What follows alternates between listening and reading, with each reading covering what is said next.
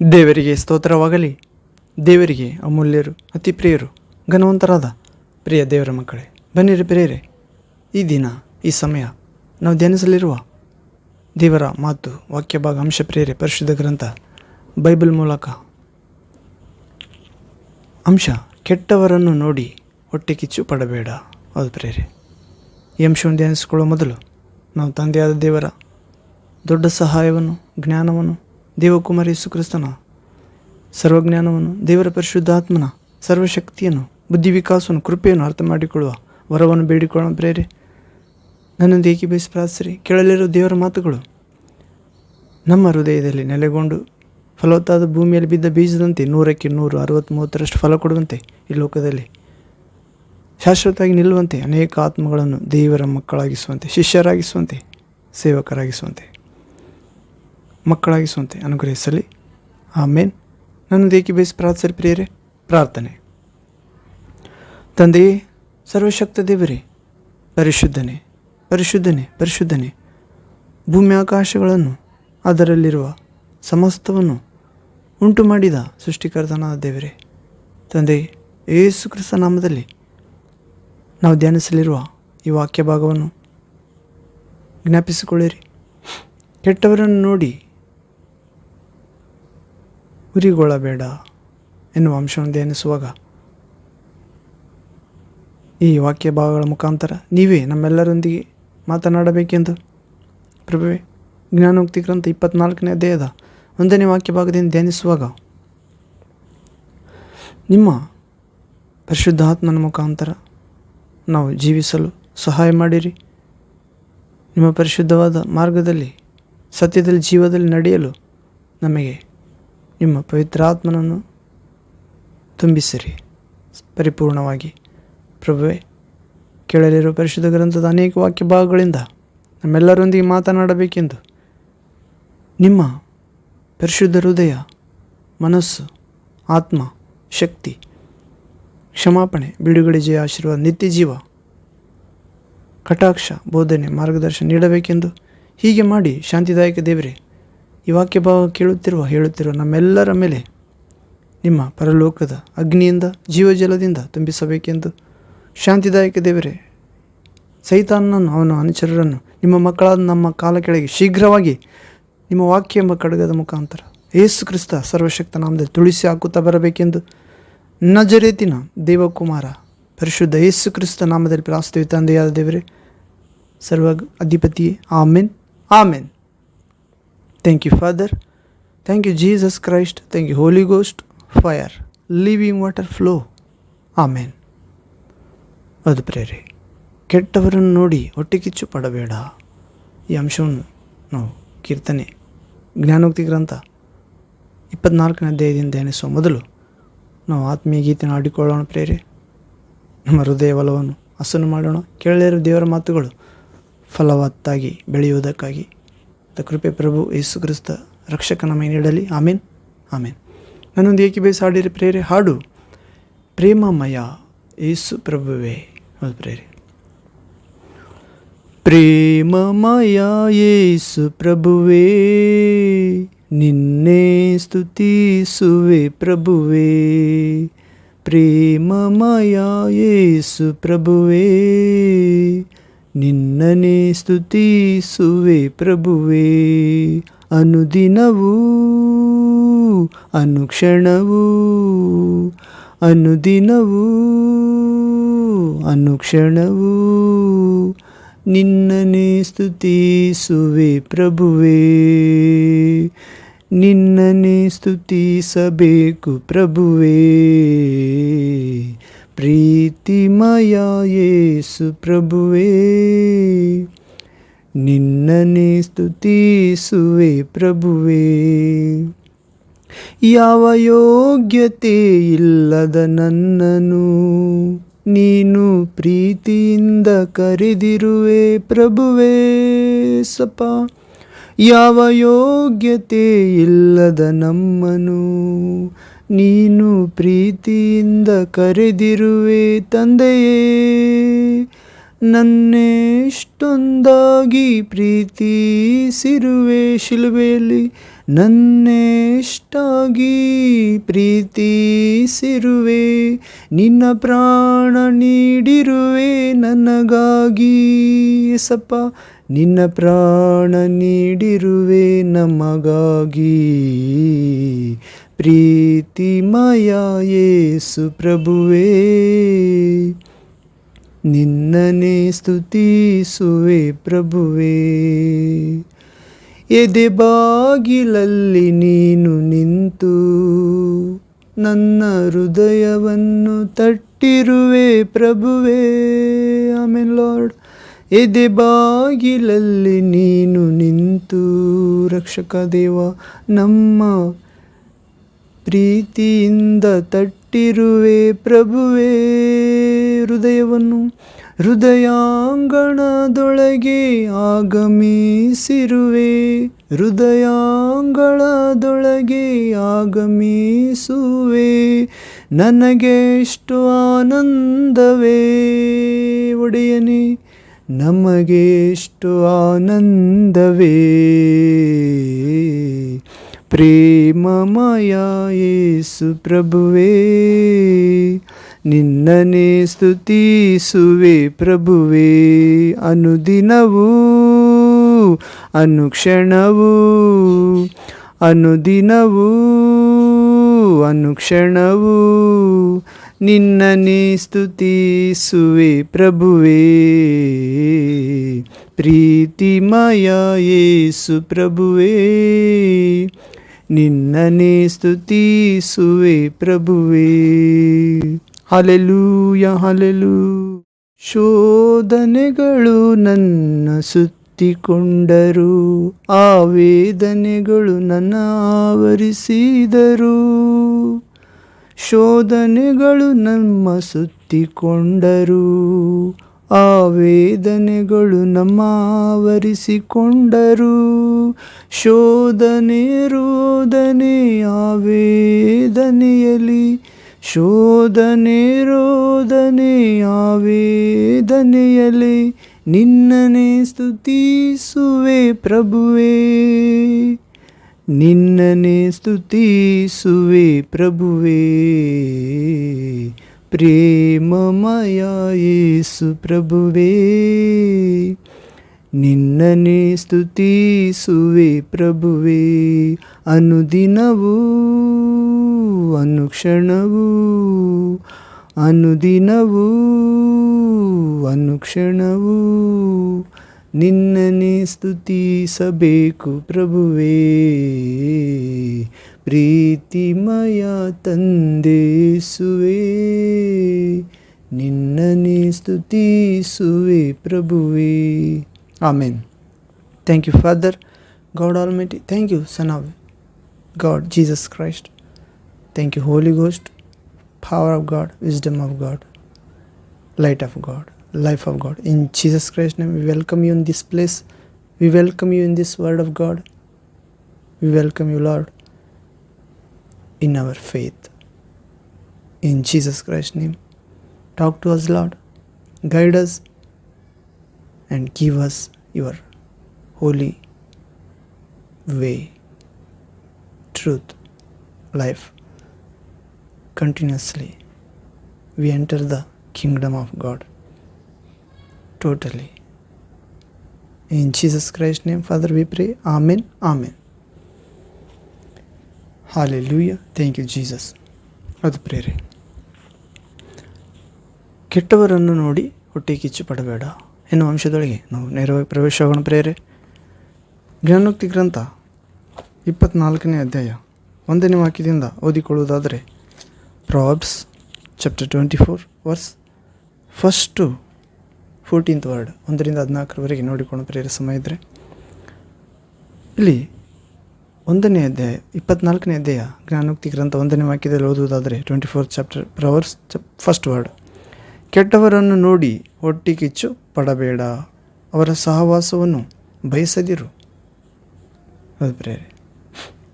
ಇಲ್ಲಿ ದಾವೀದನ ಮಗ ಸೊಲೊಮೋನನು ದೇವರು ಕೊಟ್ಟ ಜ್ಞಾನದಿಂದ ವಿವೇಕದಿಂದ ಬರೆಯುತ್ತಿದ್ದಾನೆ. ದೇವರ ಜನರಾದ ಇಸ್ರಾಯೇಲ್ ಜನಾಂಗಕ್ಕೆ.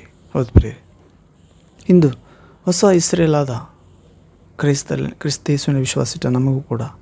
ಆದರೆ ಸೊಲೊಮೋನನಿಗಿಂತಲೂ ಜ್ಞಾನಿ ಈಗೂ ಇಲ್ಲಿದ್ದಾನೆಂದು ಯೇಸು ಹೇಳಿದ್ದಾನೆ ಪ್ರಿಯರೇ. ಹೌದು, ಆದರೆ ಸೊಲೊಮೋನನ ಜ್ಞಾನದ ಬಗ್ಗೆ ತಿಳಿದುಕೊಳ್ಳೋಣ ಪ್ರಿಯರೇ. ಹಳೆಯ ಒಡಂಬಡಿಕೆಯಲ್ಲಿ ಇದ್ದರೂ ಕೂಡ ಹಳೆಯ ಒಡಂಬಡಿಕೆಯಲ್ಲಿರುವ ಸಂಗತಿಗಳು ಭೂಮಿ ಆಕಾಶ ಅಳಿದು ಹೋಗುವ ತನಕ ಅಳಿದು ಹೋಗುವುದಿಲ್ಲ. ಹೌದು ಪ್ರಿಯರೇ, ಹೀಗೆ ಸ್ವಲ್ಪ ಮಟ್ಟಿಗೆ ನಮಗೆ ಪ್ರಯೋಜನವಾಗುತ್ತದೆ ಪ್ರಿಯರೇ ಸೊಲೊಮೋನನ ಜ್ಞಾನ. ಹೌದು, ಆತನು ದೇವರಿಗೆ ವಿಧೇಯನಾದಾಗ ಬಹಳ ಚೆನ್ನಾಗಿ ಅಧಿಕಾರ ಮಾಡಿದ ಪ್ರಿಯರೇ. ದೇವರ ಮಾತಿಗೆ ಅವಿಧೇಯ ಆದಾಗ ಮಾತ್ರ ದೇವರು ಆತನನ್ನು ಬಿಟ್ಟ. ಆದರೆ ಇದೆಲ್ಲ ಬರೆದಿದ್ದು ದೇವರಿಗೆ ವಿಧೇಯನಾದಾಗ. ಅದು ಪ್ರಿಯರೇ, ಕೆಟ್ಟವರನ್ನು ನೋಡಿ ಹೊಟ್ಟೆ ಕಿಚ್ಚು ಪಡಬೇಡಿ. 24ನೇ ಜ್ಞಾನೋಕ್ತಿ ಗ್ರಂಥ 1ನೇ ವಾಕ್ಯ. ಕೆಟ್ಟವರನ್ನು ನೋಡಿ ಹೊಟ್ಟೆ ಕಿಚ್ಚು ಪಡಬೇಡ, ಅವರ ಸಹವಾಸವನ್ನು ಬಯಸಿದಿರು. ಹೌದು, ಕೆಟ್ಟವರು ಯಾರು ಪ್ರಿಯರೇ? ದೇವರನ್ನು ಅಲ್ಲಗಳೆಯುವವರು, ದೇವರ ಮಾರ್ಗದಲ್ಲಿ ನಡೆಯದವರು, ಧರ್ಮ ನಿಂದಕರು, ದೇವರಿಗೆ ಇಷ್ಟವಾದದ್ದನ್ನು ತಳ್ಳಿ ಹಾಕುವವರು, ಅಸತ್ಯಗಾರರು, ಎಲ್ಲರೂ ದ್ವೇಷ ಮಾಡುವವರು, ಅಶುದ್ಧ ಹೃದಯವುಳ್ಳವರು, ಕೆಟ್ಟ ಮನಸ್ಸಾಕ್ಷಿಯುಳ್ಳವರು, ದೇವರ ಶಕ್ತಿಗಿಂತ ಮನುಷ್ಯ ಶಕ್ತಿಯಲ್ಲಿ ಆಶ್ರಯ ಪಡುವವರು, ತಮ್ಮ ನೆರೆಯವರನ್ನು ಪ್ರೀತಿಸದವರು. ಹೀಗೆ ಕೆಟ್ಟವರನ್ನು ನೋಡಿ ಹೊಟ್ಟೆ ಕಿಚ್ಚು ಪಡಬೇಡ, ಅವರ ಸಹವಾಸವನ್ನು ಬಯಸಿದಿರು. ಹೌದು, ಅವರ ಸಹವಾಸ ಕೂಡ ಬಯಸಬಾರ್ದು ಪ್ರಿಯರೇ. ಹೌದು, ನಿಜವಾದ ಕೆಟ್ಟದಕ್ಕೆ ಮೂಲ ಯಾವುದೆಂದ ಪ್ರಿಯರೇ? ಸೈತಾನನು. ಕೆಟ್ಟದ್ದು ಎನ್ನುವುದು ಒಂದು ಶಕ್ತಿ, ಒಂದು ವ್ಯಕ್ತಿಯಾಗಿದೆ ಪ್ರಿಯರೇ. ಹೌದು, ಸೈತಾನನೇ ಕೆಟ್ಟದಕ್ಕೆ ಮೂಲವಾಗಿದ್ದಾನೆ. ಹೊಟ್ಟೆ ಕಿಚ್ಚು ಪಡಬೇಡ, ಅವರ ಸಹವಾಸವನ್ನು ಬಯಸಿದರು. ನಾವು ಕೆಟ್ಟದ್ದನ್ನು ನೋಡಿ ಹೊಟ್ಟೆ ಕಿಚ್ಚು ಪಡಬಾರ್ದಂತ ಪ್ರಿಯರೇ. ಆ ಕೆಟ್ಟದ್ದನ್ನು ಮಾಡುವವರು ಸಹವಾಸ, ಫ್ರೆಂಡ್ಶಿಪ್, ಅವರೊಂದಿಗೆ ಸಮಯ ಕಳೆಯುವುದು, ಅವರೊಂದಿಗೆ ಮಾತನಾಡುವುದು, ಅವರೊಂದಿಗೆ ಕೂರುವುದು, ಹೇಳುವುದು, ಅವರು ಮಾಡುವ ಕಾರ್ಯ ಚಟುವಟಿಕೆಗಳಲ್ಲಿ ಪಾಲ್ಗೊಳ್ಳುವುದು ಬಯಸಬಾರದು. ಅದು ಪ್ರಿಯರೇ. ಮತ್ತು ದೇವರಿಗೆ ಇಷ್ಟ ಇರಲಾರದ ಸಭೆಗಳಲ್ಲಿ, ವಿಗ್ರಹ ಆರಾಧನೆ ಸಭೆಯಲ್ಲಿ, ಆಚಾರಗಳ ಸಭೆಯಲ್ಲೂ ಕೂಡ ದೇವರ ವಾಕ್ಯದ ಪ್ರಕಾರ ನಡೆಯದಂಥ ಆರಾಧನೆ ಪದ್ಧತಿ, ಅನ್ಯಜನಗಳ ಆರಾಧನೆ ಪದ್ಧತಿ ಅಂತಿರುವ ಕ್ರೈಸ್ತ ಸಭೆಗಳಲ್ಲಿ ಕೂಡ ಹೊಟ್ಟೆ ಕಿಚ್ಚು ಪಡದೆ ಅವರ ಸಹವಾಸವನ್ನು ಬಯಸಬಾರದು. ಅವರಿಗೆ ವಾಕ್ಯಾನುಸಾರವಾದ ತಿಳುವಳಿಕೆ ನೀಡಬೇಕು, ಜ್ಞಾನ ಎಂದು ಅರ್ಥ. ಹೀಗೆ ನಾವು 37ನೇ ಕೀರ್ತನೆ 1ನೇ ವಾಕ್ಯದಲ್ಲಿ ಕೂಡ ಓದುತ್ತೇವೆ ಪ್ರಿಯರೇ. Slams 37 verse first word. 37ನೇ ಕೀರ್ತನೆ ನೋಡೋಣ ಪ್ರಿಯರೇ. Slams 37 verse first word. 37ನೇ ಕೀರ್ತನೆ 1ನೇ ವಾಕ್ಯ. ಕೆಟ್ಟ ನಡತೆಯುಳ್ಳವರನ್ನು ನೋಡಿ ಉರಿಗೊಳ್ಳಬೇಡ, ದುರಾಚಾರಿಗಳಿಗೋಸ್ಕರ ಹೊಟ್ಟೆ ಕಿಚ್ಚು ಪಡಬೇಡ. ಹೌದು, ಇಲ್ಲಿ ದುಷ್ಟರ ಸಂಪತ್ತಿನಲ್ಲಿ ಸದ್ಭಕ್ತರು ನಂಬಿಕೆಯಿಂದಲೇ ಇರಬೇಕೆಂದು ಬೋಧಿಸುವ ಇಬ್ರಿಯ ಅಕ್ಷರ ಕ್ರಮಾನುಸಾರವಾದ ಕೀರ್ತನೆ. ಕೆಟ್ಟ ನಡತೆಯುಳ್ಳವರನ್ನು ನೋಡಿ ಉರಿಗೊಳ್ಳಬಾರ್ದಂತ ಪ್ರಿಯರೇ. ಕೆಟ್ಟ ನಡತೆಯುಳ್ಳವರು ತಮ್ಮ ಕೆಟ್ಟ ನಡತೆಯಿಂದ ಮೇಲೆ ಬರುತ್ತಿರ್ತಾರೆ. ಲೋಕದಲ್ಲಿ ಅನೇಕ ಸ್ಥಾನಮಾನ ಸಂಪಾದಿಸುತ್ತಿರ್ತಾರೆ. ಲೌಕಿಕ ಆಸ್ತಿಪಾಸ್ತಿಗಳನ್ನು, ಸುಖಭೋಗಗಳನ್ನು, ಸ್ತ್ರೀ ಪುರುಷರನ್ನು, ಕಾರು ವಾಹನಗಳನ್ನು ಸಂಪಾದಿಸುತ್ತಿರ್ತಾರೆ. ಕೆಟ್ಟ ನಡತೆ, ದೌರ್ಜನ್ಯ, ಅಧಿಕಾರದಿಂದ ಅವರನ್ನು ನೋಡಿ ಉರಿಗೊಳ್ಳಬೇಡ, ದುರಾಚಾರಿಗಳಿಗೋಸ್ಕರ ಹೊಟ್ಟೆ ಕಿಚ್ಚು ಪಡಬೇಡ. ದುರಾಚಾರಿಗಳು ಒಬ್ಬರೇ. ಆಚಾರ ಅಂದರೆ ದೇವರ ವಾಕ್ಯ ಪ್ರಕಾರ ನಡೆಯುವುದು. ದುರಾಚಾರ ಅಂದರೆ ದೇವರ ವಾಕ್ಯವನ್ನು ಮೀರುವುದು. ಒಂದು ಹೆಂಡತಿ ಇರುವುದು ಧರ್ಮ, 2 ಹೆಂಡತಿ ಇರುವುದು ಅಧರ್ಮ. ಇನ್ನಂತೆ ನಿನ್ನ ನೆರೆಯವರನ್ನು ಪ್ರೀತಿಸುವುದು ಧರ್ಮ. ಇನ್ನಂತೆ ನಿನ್ನ ನೆರೆಯವರನ್ನು ಪ್ರೀತಿಸದಿರುವುದು, ನಿನ್ನವರನ್ನು ಕೂಡ ಪ್ರೀತಿಸದಿರುವುದು ಅಧರ್ಮ. ಹೌದು ಪ್ರೇರೆ. ಹೀಗೆ ದುರಾಚಾರಿ ಪ್ರೇರೆ ಅವರನ್ನು ಹೆಂಡತಿಯಾದಕ್ಕೆ ತನ್ನ ಪತಿಗೆ ವಿಧೇಯರಾಗಿರುವುದು ಧರ್ಮ, ಆಚಾರ. ಆದರೆ ಪರಪುರುಷರಿಗೆ ಸ್ವಾಧೀನವಾಗುವುದು, ಇಷ್ಟಪಡುವುದು ದುರಾಚಾರ. ಮದುವೆಯಾಗದೆ ಇನ್ನೊಬ್ಬ ಮದುವೆಯಾದ ಪುರುಷನನ್ನು ಸ್ತ್ರೀಯನ್ನು ಮೋಹಿಸುವುದು ಜಾರತ್ವ, ದುರಾಚಾರ. ಅದು ಪ್ರೇರೆ. ಇನ್ನೊಬ್ಬರ ಹಣ, ಅಂತಸ್ತು, ಹೆಣ್ಣಾಳು ಗಂಡಾಳು, ಆಸ್ತಿ, ಹೊಲ ಗದ್ದೆ ಆಶಿಸುವುದು ದುರಾಚಾರ, ಪಡೆಯುವುದು ದುರಾಚಾರ. ಹೊಟ್ಟೆ ಕಿಚ್ಚು ಪಡಬೇಡ ಇವರನ್ನು ನೋಡಿ ಎಂದು ಹೇಳುತ್ತಿದ್ದಾನೆ ದಾವೀದನ ಮುಖಾಂತರ ದೇವರ ಆತ್ಮ. ಅದು ಪ್ರೇರೆ. ನಮ್ಮ ಮುಖ್ಯವಾಕ್ಯ ಅಂಶ ಪ್ರೇರೆ, ಕೆಟ್ಟವರನ್ನು ನೋಡಿ ಹೊಟ್ಟೆ ಕಿಚ್ಚು ಪಡಬೇಡ. ಕೆಟ್ಟವರನ್ನು ನೋಡಿ ಹೊಟ್ಟೆ ಕಿಚ್ಚು ಬರುತ್ತದೆ ಎಂದು ಅರ್ಥ. ಆದರೆ ದೇವರು ಹೇಳ್ತಿದ್ದಾನೆ, ಜ್ಞಾನೋಕ್ತಿ ಗ್ರಂಥದ ಸೊಲೊಮೋನನ, ದಾವೀದನ ಮಗ ಸೊಲೊಮೋನ ಅರಸ. ಹಿಂದೆ ಆತನಂತ ಅರಸನು ಇದ್ದಿಲ್ಲ. ಜ್ಞಾನದಲ್ಲಿ, ಐಶ್ವರ್ಯದಲ್ಲಿ ಮುಂದೆ ಇರುವುದಿಲ್ಲ ಎಂದು ಹೇಳಿದ ತಂದೆ ದೇವರು. ಆದರೆ ಯೇಸು ಕ್ರಿಸ್ತನು ಇವೆಲ್ಲವುಗಳನ್ನು ಮೀರಿ ನಿಂತಿದ್ದಾನೆ. ದೇವರು, ಹೌದು ಪ್ರಿಯ, ದೇವರ ಸ್ವರ ಮಾಂಸ ಆಗಿ ಬಂತು, ದೇವಕುಮಾರನಾಗಿ ದೇವರೇ. ಹೀಗೆ ಸೊಲೊಮೋನನು ಮನುಷ್ಯ, ಮಾಂಸಾಕಾರದ ಮನುಷ್ಯ ಆಗಿದ್ದ ಪ್ರೇರೆ. ತಾಯಿ ಗರ್ಭದಿಂದ ಹುಟ್ಟಿದವರಲ್ಲಿ ಮಾತೃಗರ್ಭದಿಂದಲೇ ದ್ರೋಹಿ ನಾನು, ಸ್ತ್ರೀಯಲ್ಲಿ ಹುಟ್ಟಿದವನು ಪರಿಶುದ್ಧನಾಗಿರಲು ಸಾಧ್ಯವೆಂದು ಯೋಬನ ಅನಿಸಿಕೆಯಂತೆ ಸೊಲೊಮೋನನು ಕೂಡ ಕಡೆಯಲ್ಲಿ ಅನ್ಯಜನರ ಸ್ತ್ರೀಯನ್ನು ಮೋಹಿಸಿ, ದೇವರು ಆತನಿಗೆ ಅನ್ಯಜನ ಸ್ತ್ರೀಯನ್ನು ಮೋಹಿಸಬಾರದು ಎಂದು ಹೇಳಿದರೂ ಕೂಡ ಅನ್ಯ ದೇವತೆಗಳ ಗುಡಿಗಳನ್ನು ಕಟ್ಟಿಸಬಾರದು, ನೈವೇದ್ಯ ಅರ್ಪಿಸಬಾರದು, ಇವೆಲ್ಲ 3 ಸಾರಿ ಪ್ರತ್ಯಕ್ಷ ದರ್ಶನವಾಗಿ ಮಾತಾಡಿದರೂ ಕೂಡ ಆತ ವಿಧೇಯ ಆಗಲಿಲ್ಲ. ಕನಸಿನಲ್ಲಿ ವಿಧೇಯಾದಂಥ ದೇವರ ವರವನ್ನು ಪಡೆದ ಸೊಲೊಮೋನ ದೇವಜ್ಞಾನಿ ಪ್ರತ್ಯಕ್ಷ ಆಗಿ ದೇವರು ಮಾತಾಡಿದರೂ ಕೂಡ ಮಾತು ಕೇಳಲಿಲ್ಲ ಪ್ರೇರೆ. ಆತ ಕೆಟ್ಟುವುದಕ್ಕೆ ಮೊದಲು ಮಾತಾಡಿದ ಜ್ಞಾನ ಪ್ರೇರೆ ಇದು. ಕೆಟ್ಟವರನ್ನು ನೋಡಿ ಹೊಟ್ಟೆ ಕಿಚ್ಚು ಪಡಬೇಡ, ಅವರ ಸಹವಾಸವನ್ನು ಬಯಸದಿರು.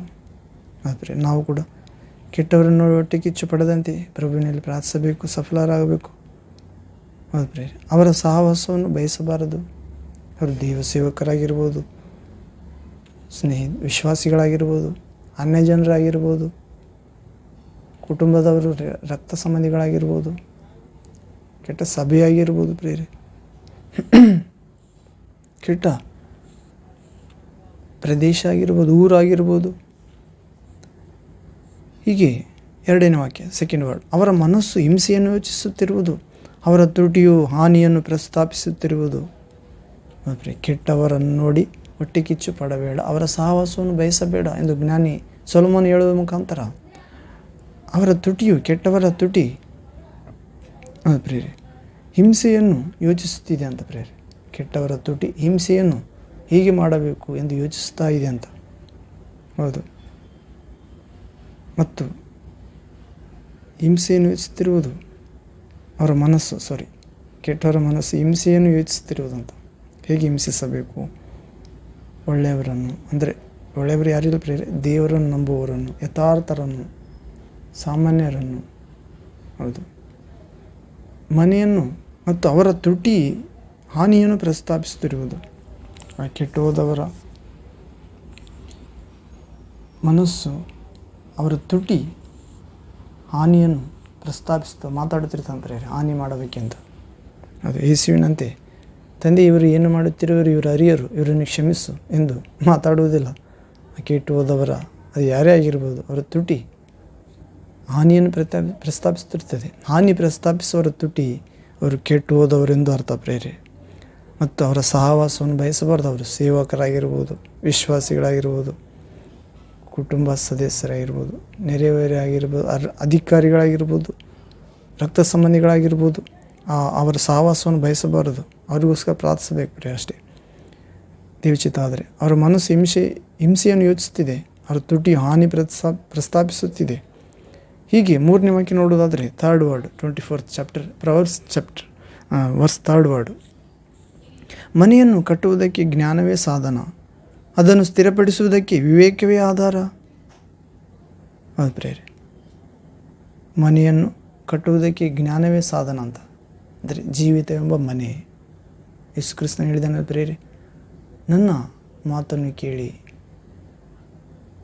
ಅದರಂತೆ ನಡೆಯುವ ಪ್ರತಿಯೊಬ್ಬನು ಯಾವುದಕ್ಕೆ ಸಮಾನನು ಎಂದು ನಿಮಗೆ ತಿಳಿಸುತ್ತೇನೆ ಬನ್ನಿ ಎಂದು ಶಿಷ್ಯರನ್ನು ಕರೆದುಕೊಂಡೋಗಿ ಒಂದು ಬಂಡೆಗಲ್ಲನ್ನು ತೋರಿಸಿ, ಈ ಬಂಡೆಯ ಮೇಲೆ ಆಳವಾಗಿ ಅಗೆದು ಬುನಾದಿ ಹಾಕಿ ತನ್ನ ಮನೆಯನ್ನು ಕಟ್ಟಿದ ಬುದ್ಧಿವಂತನನ್ನು ಹೋಲಿಕೆಯಾಗಿದ್ದಾನೆ. ನನ್ನ ಮಾತುಗಳನ್ನು ಕೇಳಿ ಅದರಂತೆ ನಡೆಯುವವನು ಎಂದು ಯೇಸು ಹೇಳಿದ್ದಾನೆ ಪ್ರೇರೆ.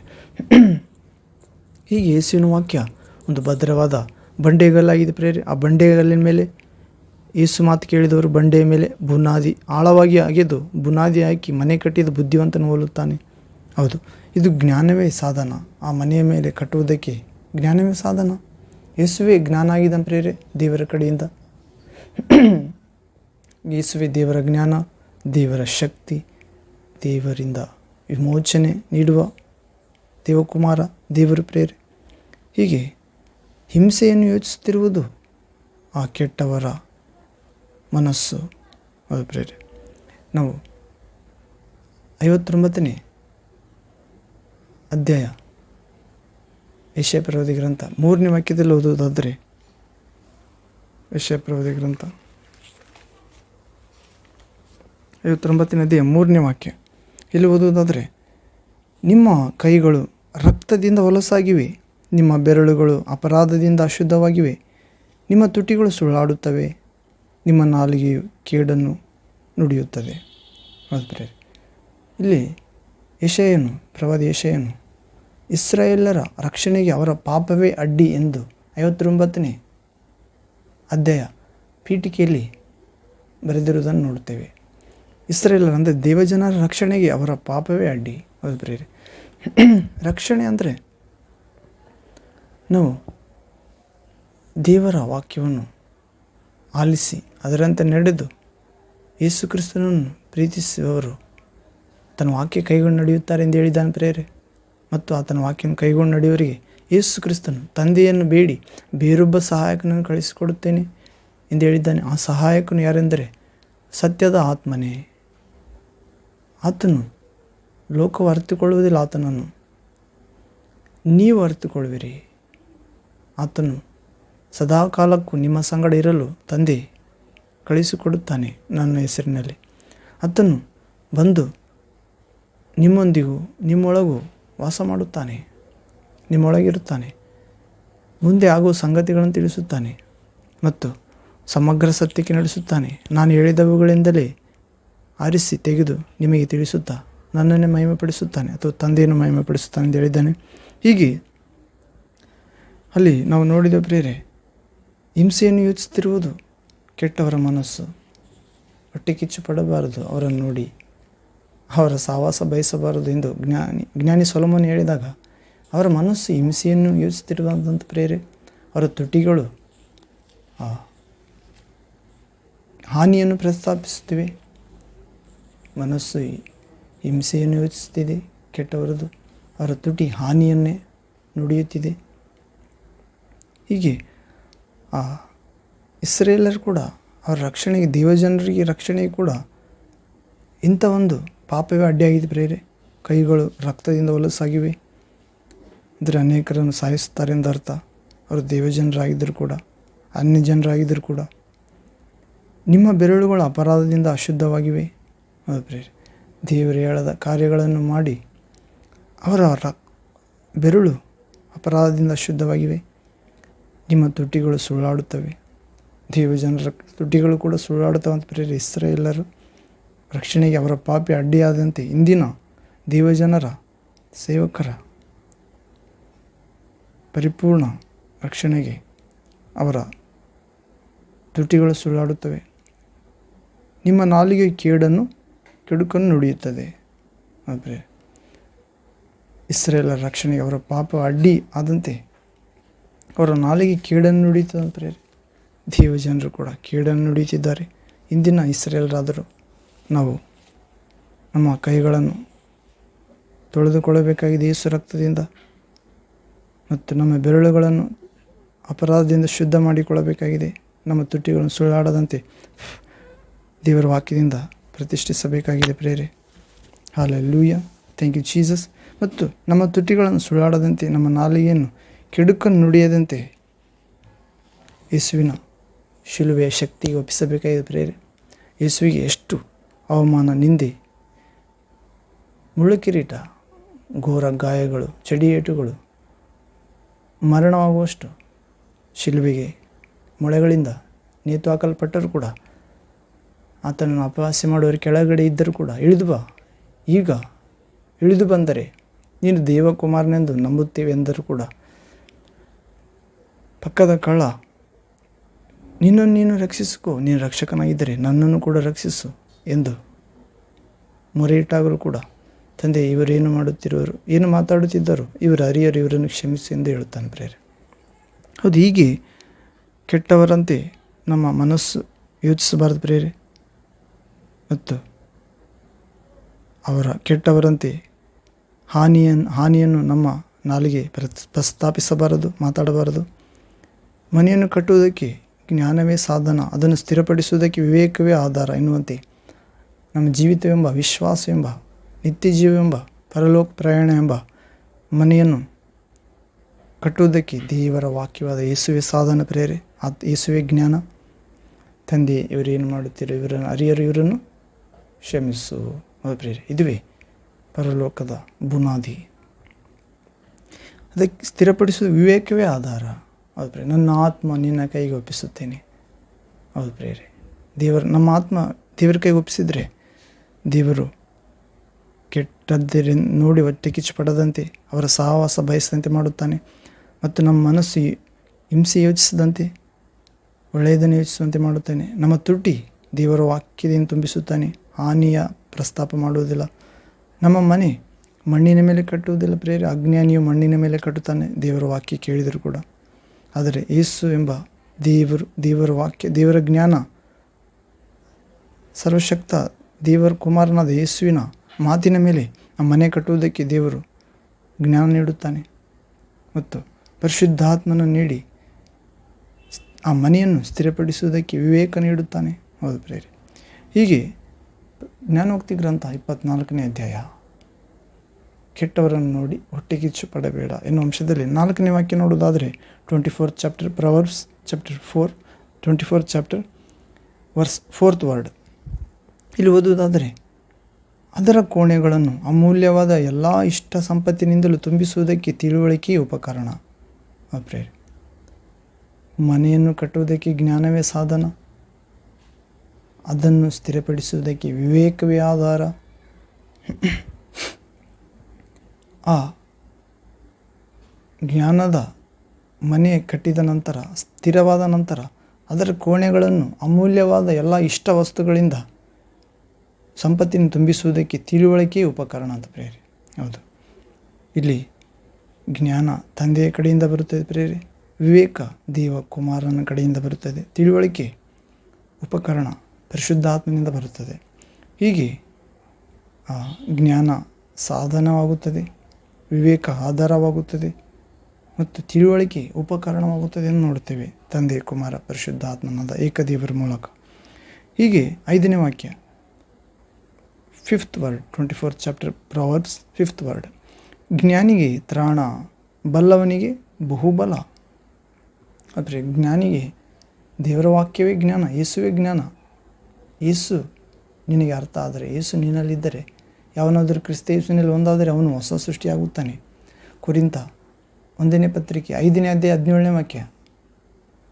ಕ್ರಿಸ್ತ ಯೇಸುವಿನಲ್ಲಿ ಯಾರಾದರೂ ಒಂದಾದರೆ, ಅಂದರೆ ಆತನ ವಾಕ್ಯದ ಪ್ರಕಾರ ನಡೆದರೆ, ಪರಿಶುದ್ಧಾತ್ಮನ ತುಂಬಿಕೊಂಡ್ರೆ ಹೊಸ ಸೃಷ್ಟಿಯಾಗುತ್ತೇವೆ ಪ್ರೇರೆ. ದೇವರ ವಾಕ್ಯ ನಮ್ಮಲ್ಲಿ, ನಾವು ಆತನಲ್ಲಿ. ದೇವರ ವಾಕ್ಯ ನಮ್ಮಲ್ಲಿದ್ದರೆ ಸಾಲದು, ನಾವು ಆತನಲ್ಲಿ ಇರಬೇಕಾದ್ರೆ, ಆತನ ವಾಕ್ಯ ಪ್ರಕಾರ ನಡೆದರೆ ಆತನಲ್ಲಿದ್ದಂತೆ ಆತನ ಆತ್ಮ ನಮ್ಮಲ್ಲಿರುತ್ತದೆ ಎಂದು ಗುರುತು. ದೇವರ ವಾಕ್ಯವಾದ ಯೇಸುವೆ ಜ್ಞಾನಿಗೆ ತ್ರಾಣ. ಜ್ಞಾನಿಗೆ ತ್ರಾಣ, ಬಲ್ಲವನಿಗೆ ಬಹುಬಲ. ಜ್ಞಾನವೇ ಸಾಧನ ಎಂದು, ವಿವೇಕವೇ ಆಧಾರ ಎಂದು, ತಿಳುವಳಿಕೆಯ ಉಪಕರಣ ಎಂದು ತಿಳಿದುಕೊಂಡ್ರೆ, ಈ ಜ್ಞಾನ ಪಡೆದರೆ ತ್ರಾಣ ಉಂಟಾಗುತ್ತದೆ ಪ್ರೇರೆ. ತ್ರಾಣ ಅಂದರೆ ಗ್ರಿಪ್, ಹೌದು, ಹಿಡಿತ. ಈ ಜ್ಞಾನವೇ ಸಾಧನ, ವಿವೇಕವೇ ಆಧಾರ, ಮತ್ತು ತಿಳುವಳಿಕೆ ಉಪಕರಣ ಎಂದು ನಾವು ಜ್ಞಾನದಿಂದ ಅರಿತುಕೊಂಡ್ರೆ, ಬಲ್ಲವನಿಗೆ ಬಹುಬಲ ಅಂತ ಪ್ರೇರೆ. ಹೌದು, ಅಂತ ಬಲ, ಜ್ಞಾನ, ವಿವೇಕ, ತಿಳುವಳಿಕೆ ತಂದೆ ಯೇಸು ಕ್ರಿಸ್ತ ನಮ್ಮೆಲ್ಲರಿಗೂ ನೀಡಲಿ. ಆಮೇನ್. ಹೌದು ಪ್ರೇರೆ. ಹೀಗೆ ನಾವು ಕೆಟ್ಟವರನ್ನು ನೋಡಿ ಹೊಟ್ಟೆ ಕಿಚ್ಚು ಪಡುವುದಿಲ್ಲ ಪ್ರೇರೆ. ಅವರ ಸಹವಾಸ ಬಯಸುವುದಿಲ್ಲ. ದೇವರ ಜ್ಞಾನವೇ ನಮಗೆ ಸಾಧನ ಆದಾಗ, ವಿವೇಕ ಆಧಾರ ಆದಾಗ, ತಿಳುವಳಿಕೆ ಉಪಕರಣ ಆದಾಗ ಜ್ಞಾನವಂತರಾಗುತ್ತೇವೆ. ತ್ರಾಣವುಳ್ಳ ಜ್ಞಾನ ಮತ್ತು ಅದನ್ನು ಬಲ್ಲವರಾಗಿ ಮತ್ತು ಬಹುಬಲ ಹೊಂದುತ್ತೇವೆ. ಹೀಗೆ ನಾವು ಇನ್ನೊಂದು ವಾಕ್ಯ ನೋಡೋದಾದರೆ ಅದೇ ಜ್ಞಾನೋಕ್ತಿ ಗ್ರಂಥ 21ನೇ ಅಧ್ಯಾಯ 22ನೇ ವಾಕ್ಯ. Proverbs chapter 21 chapter 22nd word. ಇಲ್ಲಿ ಓದುವುದಾದರೆ, ಜ್ಞಾನಿಯು ಬಲಿಷ್ಠರ ಪಟ್ಟಣವನ್ನು ಲಗ್ಗೆ ಹತ್ತಿ ಅವರು ನಂಬಿದ್ದ ಬಲವಾದ ಕೋಟೆಯನ್ನು ಕೆಡವಿ ಹಾಕುವನು. 23ನೇ ವಾಕ್ಯ. ತನ್ನ ಬಾಯನ್ನು ನಾಲಿಗೆಯನ್ನು ಕಾಯುವವನು ತೊಂದರೆಗಳಿಂದ ರಕ್ಷಿಸಿಕೊಳ್ಳುವನು. ಅದು ಪ್ರೇರೆ. ಇಲ್ಲಿ ಜ್ಞಾನಿಗೆ ತ್ರಾಣ, ಅದನ್ನು ಬಲ್ಲವನಿಗೆ ಬಹುಬಲ. ಅದು ಪ್ರೇರೆ. ಜ್ಞಾನವೇ ಸಾಧನ ಅಂತ ಅಂದರೆ ಮನೆಯನ್ನು ಕಟ್ಟುವುದಕ್ಕೆ, ಅಂದರೆ ಆತ್ಮಿಕ ಮನೆ, ಭೌತಿಕ ಮನೆ, ಮಾನಸಿಕ ಮನೆ. ಹೌದು ಪ್ರೇರೆ. ನಿಜವಾಗಿ ಆತ್ಮಿಕ ಮನೆ ಕಟ್ಟಬೇಕಾಗಿದೆ. ಹೌದು. ಹೀಗೆ ಜ್ಞಾನವೇ ಸಾಧನ, ವಿವೇಕವೇ ಆಧಾರ, ತಿಳುವಳಿಕೆ ಉಪಕರಣ ಎಂದು ನಾವು ಜ್ಞಾನದಿಂದ ತ್ರಾಣವನ್ನು ಪಡೆದಾಗ, ಅದನ್ನು ತಿಳಿದು ಬಹುಬಲವುಳ್ಳವರಾದಾಗ, ಜ್ಞಾನಿಯಾದಾಗೆ ಜ್ಞಾನಿಯು ಬಲಿಷ್ಠರ ಪಟ್ಟಣವನ್ನು ಲಗ್ಗೆ ಹತ್ತಿ ಅವರು ನಂಬಿದ್ದ ಬಲವಾದ ಕೋಟೆಯನ್ನು ಕೆಡವಿ ಹಾಕುವನು. ಹೀಗೆ ಜ್ಞಾನ ಸಾಧನ ಆದಾಗ, ವಿವೇಕ ಆಧಾರ ಆದಾಗ, ಅಂದರೆ ತಂದೆಯಾದ ದೇವರ ಪ್ರೀತಿ, ದೇವಕುಮಾರನ ಕೃಪೆ, ಪರಿಶುದ್ಧಾತ್ಮನ ಉಪಕರಣ ಅಥವಾ ತಿಳುವಳಿಕೆ ಉಪಕರಣ ಪಡೆದಾಗ, ವರಗಳು ಪಡೆದಾಗ, ಫಲ ಆಯುಧಗಳನ್ನು ಪಡೆದಾಗ ನಾವು ಜ್ಞಾನಿಯಾಗಿ ಬಲಿಷ್ಠರ ಪಟ್ಟಣವನ್ನು ಲಗ್ಗೆ ಹತ್ತಿ, ಅಂದರೆ ಸೈತಾನನ ರಾಜ್ಯಕ್ಕೆ ಮುತ್ತಿಗೆ ಹಾಕಿ ಅವರು ನಂಬಿದ ಬಲವಾದ ಕೋಟೆಯನ್ನು ಕೆಡವಿ ಹಾಕಿವು. ಸೈತಾನನು ನಂಬಿದ್ದ ಆ ಬಲವಾದ ಆ ಕೋಟೆಗಳನ್ನು, ಶಕ್ತಿಯನ್ನು, ನಗರವನ್ನು ಕೂಡ, ಕಾರ್ಯಗಳನ್ನು ಕೂಡ ಕೆಡವಿ ಹಾಕುತ್ತೇವೆ ಎಂದರ್ಥ ಪ್ರೇರೆ. ಹೌದು. ಹೀಗೆ ನಮ್ಮ ಬಾಯನ್ನು ನಾಲಿಗೆಯನ್ನು ಕಾಯ್ದುಕೊಂಡರೆ ತೊಂದರೆಗಳಿಂದ ರಕ್ಷಿಸಿಕೊಳ್ಳುತ್ತೇವೆ ಪ್ರೇರೆ. ಹೌದು. ಒಂದೇ ಬಾಯಿಂದ ಶಾಪದ ಮಾತುಗಳು, ಸ್ತುತಿ ಮಾತುಗಳು ಬರುವುದಿಲ್ಲ ಎಂದು ಯಾಕೋಬನು ನುಡಿಯುತ್ತಿದ್ದಾನೆ. ನೀವು ದೇವರನ್ನು ಸ್ತುತಿಸುತ್ತೀರಿ, ಅದೇ ಬಾಯಿಂದ ಶಾಪ, ಸ್ತುತಿ ಹೊರಡುವುದು ಯೋಗ್ಯವಲ್ಲ. ಒಂದೇ ಬುಗ್ಗಿಯಿಂದ ಉಪ್ಪು ನೀರು, ಸಿಹಿ ನೀರು ಬರುವುದಿಲ್ಲ. ಆದ್ದರಿಂದ ನಾವು, ನೀನು ಜ್ಞಾನಿಯಾಗಿದ್ದರೆ, ನಿಜವಾದ ಜ್ಞಾನವೇ ನಿಮಗೆ ಸಾಧನ ಆಗಿದ್ದರೆ, ವಿವೇಕವೇ ನಿಮಗೆ ಆಧಾರವಾಗಿದ್ದರೆ, ತಿಳುವಳಿಕೆ ಉಪಕರಣವಾಗಿದ್ದರೆ, ನಾವು ಸ್ತುತಿ ಬರುವ ಬಾಯಿಂದ ಶಾಪ ಹಾಕುವುದಿಲ್ಲ ಪ್ರೇರೆ. ಎಷ್ಟು ದೊಡ್ಡ ಸೇವಕ ಆಗಿರ್ಬೋದು, ಹೊಸ ಒಡಂಬಡಿಕೆಯಲ್ಲಿ ಅದು ಸಲ್ಲುವುದಿಲ್ಲ. ಒಂದು ವೇಳೆ ಹಾಗೆ ಮಾತಾಡಿದರೆ ಅವರು ಪಶ್ಚಾತ್ತಾಪಪಟ್ಟು ಸರಿಪಡಿಸಿಕೊಳ್ಳಬೇಕಾಗಿದೆ. ಇಲ್ಲದಿದ್ದರೆ ಆತನು ಒಂದು ಕಾಲದಲ್ಲಿ ನೀತಿವಂತನಾದ ಸೈತಾನಂತೆ, ಅನಂತರ ತನ್ನಲ್ಲಿರುವ ದೇವಾಲಯವನ್ನು ಕೆಡಿಸಿಕೊಂಡು ವ್ಯಾಪಾರ ಮಾಡಿ ಹಾಳಾದ ಸೈತಾನನಂತೆ ಮಾರ್ಪಡುತ್ತಾರೆ ಎಂದರ್ಥ. ಇದರಿಂದ ದೇವರ ಮಗ, ಮಗಳು ಬಾಯನ್ನು, ನಾಲಿಗೆಯನ್ನು ಕಾಯಬೇಕು ಪ್ರೇರೆ. ವಿಶೇಷವಾಗಿ ಹೃದಯವನ್ನು ತೊಂದರೆಗಳಿಂದ ತಪ್ಪಿಸಿಕೊಳ್ಳುತ್ತಾರೆ, ರಕ್ಷಿಸಿಕೊಳ್ಳುತ್ತಾರೆ ಅಂತ ಕೃಪೆ ಪ್ರಭು ನಮ್ಮೆಲ್ಲರೂ ನೀಡಲಿ. ಹೀಗೆ ಜ್ಞಾನೋಕ್ತಿ ಗ್ರಂಥ 24ನೇ ಅಧ್ಯಾಯದಲ್ಲಿ ನೋಡ್ತೇವೆ ಪ್ರೇರ ಅಂಶ. ಕೆಟ್ಟವರನ್ನು ನೋಡಿ ಹೊಟ್ಟೆ ಕಿಚ್ಚು ಪಡಬೇಡ. ಹೌದು. ಇಲ್ಲಿ 24ನೇ ಅಧ್ಯಾಯ 1, 2, 3, 4, 5 ವಾಕ್ಯಗಳನ್ನು ನೋಡಿದೆ ಪ್ರೇರ. 6ನೇ ವಾಕ್ಯ 24th chapter proverbs 6th word, 6ನೇ ವಾಕ್ಯ. ಮಂತ್ರ ಆಲೋಚನೆಯಿಂದ ಯುದ್ಧವನ್ನು ನಡೆಸು, ಬಹು ಸುಮಂತ್ರಿಗಳು ಇರುವಲ್ಲಿ ಸಂರಕ್ಷಣೆ ಇರುವುದು. ಅಂದರೆ ಮಂತ್ರ ಆಲೋಚನೆಯಿಂದ ಯುದ್ಧವನ್ನು ನಡೆಸಬೇಕಂತ ಪ್ರೇರೆ. ಬಹುಮಂತ್ರಿ ಅಂದರೆ ಸುಮಂತ್ರಿಗಳು ಇರುವಲ್ಲಿ ಸಂರಕ್ಷಣೆ ಇರುವುದು. ಅಂದರೆ ಮಂತ್ರ ಆಲೋಚನೆ ಅಂದರೆ ದೇವರ ವಾಕ್ಯವೇ ನಮಗೆ ಆಲೋಚನೆ ನೀಡುತ್ತದೆ ಪ್ರೇರೆ. ನಮ್ಮ ದೇವರು ಇಲ್ಲದ್ದನ್ನು ಇರುವುದಾಗಿ ಕರೆಯುವ ದೇವರು, ಸತ್ತದ್ದನ್ನು ಬದುಕಿಸುವ ದೇವರು ಪ್ರೇರೆ. ಮತ್ತು ದೇವರನ್ನು ನಂಬುವವರು ದೇವರಿದ್ದಾನೆ ಎಂದು ನಂಬಬೇಕು. ಆತನಲ್ಲಿ ವಿಶ್ವಾಸವಿಡುವವರಿಗೆ ತಕ್ಕ ಪ್ರತಿಫಲ ಕೊಡುತ್ತಾನೆಂದು ನಂಬುವ ಭಾಗದಲ್ಲಿ ನಾವು ಆಲೋಚನೆ ಮಾಡಿದರೆ ಆಲೋಚನೆ ಕರ್ತನಾಗಿದ್ದಾನೆ ನಮ್ಮ ಪ್ರಭು ಯೇಸು ಕ್ರಿಸ್ತನು. ಆ ಮಂತ್ರ ಆಲೋಚನೆಯಿಂದ, ದೇವರ ಆಲೋಚನೆಯಿಂದ, ಅಂದರೆ ಮಂತ್ರ ಅಂದರೆ ಪ್ರಾರ್ಥನೆಯ ಮಾಡಿ ದೇವರಿಂದ ಆಲೋಚನೆ ಪಡೆದರೆ, ಪ್ರಾರ್ಥನೆ ಮಾಡಿ ಆಲೋಚನೆಯಿಂದ, ಪ್ರಾರ್ಥನಾ ಮನೋಭಾವದಿಂದ ಯುದ್ಧ ನಡೆಸಿ ಎಂದರ್ಥ. ಮತ್ತು ಈ ಪ್ರಾರ್ಥನೆ ಮಾಡುವ ಆಲೋಚನೆಯಿಂದ ಯುದ್ಧ ನಡೆಸುವ ಆ ಬಹು ಸುಮಂತ್ರಿಗಳಿದ್ದರೆ ಸಂರಕ್ಷಣೆ ಇರುತ್ತದೆ ಪ್ರೇರೆ. ದೇಶಕ್ಕೆ, ಮನೆಗೆ, ಸಭೆಗೆ, ಸಮಾಜಕ್ಕೆ. ಹೌದು, ನಾವೊಂದು ವಾಕ್ಯ ನೋಡೋದಾದರೆ ಅದೇ ಜ್ಞಾನೋಕ್ತಿ ಗ್ರಂಥ 11ನೇ ಅಧ್ಯಾಯ 14ನೇ ವಾಕ್ಯ.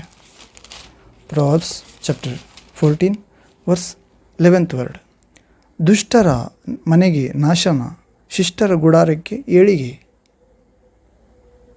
12ನೇ ವಾಕ್ಯ 12th ವರ್ಡ್. ಮನುಷ್ಯ ದೃಷ್ಟಿಗೆ ಸರಳವಾಗಿ ತೋರುವ ಒಂದು ದಾರಿಯುಂಟು, ಅದು ಕಟ್ಟ ಕಡೆಗೆ ಮರಣ ಮಾರ್ಗವೇ. ಹೌದು ಪ್ರೇರೆ, ಇಲ್ಲಿ ನಾವು ನೋಡ್ತಿದ್ದೇವೆ ಜ್ಞಾನೋಕ್ತಿ ಗ್ರಂಥ 14ನೇ ಅಧ್ಯಾಯ 11ನೇ ವಾಕ್ಯದಲ್ಲಿ ಅಥವಾ 12ನೇ ವಾಕ್ಯದಲ್ಲಿ 11 ನೋಡೋದಾದರೆ, ದುಷ್ಟರ ಮನೆಗೆ ನಾಶನ, ಶಿಷ್ಟರ ಗುಡಾರಕ್ಕೆ ಏಳಿಗೆ. ದುಷ್ಟರ ಮನೆಗೆ ನಾಶನ ಅಂತ, ಅಲ್ಲಿ ಮನೆಯನ್ನು ಕಟ್ಟುವುದಕ್ಕೆ ಜ್ಞಾನವೇ ಸಾಧನ ಎಂದು ನೋಡಿದ ಪ್ರೇರೆ. ಅದನ್ನು ಸ್ಥಿರಪಡಿಸುವುದಕ್ಕೆ ವಿವೇಕವೇ ಆಧಾರ. ಹೌದು, ಮತ್ತು ಅಮೂಲ್ಯವಾದ ಎಲ್ಲ ಇಷ್ಟವಸ್ತು ಸಂಪತ್ತಿನಿಂದ ತುಂಬಿಸುವುದಕ್ಕೆ ತಿಳುವಳಿಕೆಯ ಉಪಕರಣ ಎಂದು ಸೊಲೊಮೋನನು ತನ್ನ ಐಶ್ವರ್ಯ ಜೀವಿತದಿಂದ ಉಂಟಾದ ಜ್ಞಾನದಿಂದ ಹೇಳುತ್ತಿದ್ದಾನೆ ಪ್ರೇರೆ. ಆದರೆ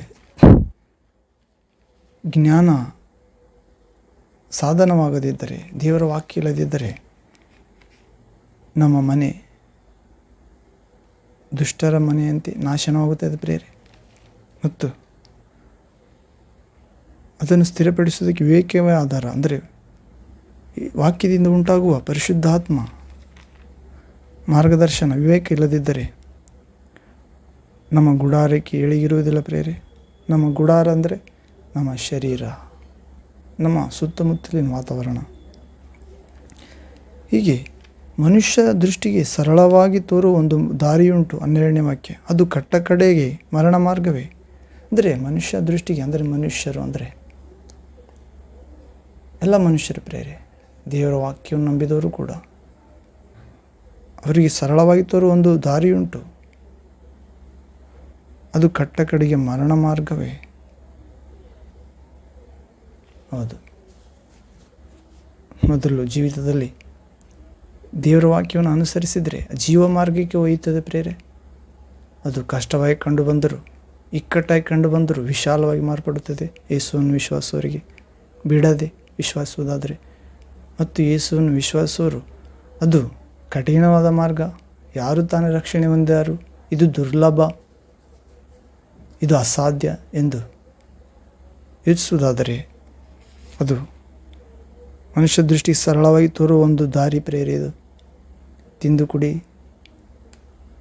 ಮಜಾ ಮಾಡು, ನಾಳೆ ಸಾಯುತ್ತೇವೆಲ್ಲ ಎಂದು, ಅಥವಾ ಮನುಷ್ಯರಿಗೆ ಒಂದೇ ಜನ್ಮ ಉಂಟು ಮತ್ತೆ ಬರುವುದಿಲ್ಲ, ಮನುಷ್ಯ ಇಚ್ಛೆಗಳನ್ನೆಲ್ಲ ನೆರವೇರಿಸಿಕೊಳ್ಳಬೇಕು ಎಂದು ನಮ್ಮ ಇಷ್ಟ ಪ್ರಕಾರ ಹೃದಯ ಹೇಳಿದಂತೆ ನಡೆದುಕೊಳ್ಳುವುದು ಸರಳವಾಗಿ ತೋರುವ ಒಂದು ದಾರಿಯುಂಟು, ಸೈತಾನನ ದಾರಿ. ಶರೀರದ ಇಚ್ಛೆಗಳನ್ನು ನೆರವೇರಿಸುವ ದಾರಿ, ಶರೀರಕ ಸ್ವಭಾವದಲ್ಲಿ ಮಗ್ನರಾಗಿರುವುದ ದಾರಿ, ಮರಣದ ದಾರಿ. ಒಂದು ದಾರಿಯುಂಟು ಪ್ರೇರೆ, ಮನುಷ್ಯ ದೃಷ್ಟಿಗೆ ಸರಳವಾಗಿ ತೋರುವ ಒಂದು ದಾರಿಯುಂಟು, ಅದು ಕಟ್ಟ ಕಡೆಗೆ ಮರಣ ಮಾರ್ಗವೇ ಪ್ರೇರೆ. ಮರಣ ಮಾರ್ಗ, ಪಾಪ ಕೊಡುವ ಸಂಬಳ ಮರಣ, ಅಂದರೆ ಪಾಪದ ಮಾರ್ಗ, ಪಾಪ ಕೊಡುವ ಸಂಬಳ ಮರಣ. ಮರಣದ ಅಧಿಕಾರಿ ಸೈತಾನನು, ಪಿಶಾಚನು. ನಂತರ ಆತನ ದೂತರಿಗೆ ಏರ್ಪಡಿಸಲಾದ ಅಗ್ನಿಗಂಧಕಗಳು ಇರುವ ಸರೋವರದಲ್ಲಿ ಎಸೆಯಲಾಗುವುದು.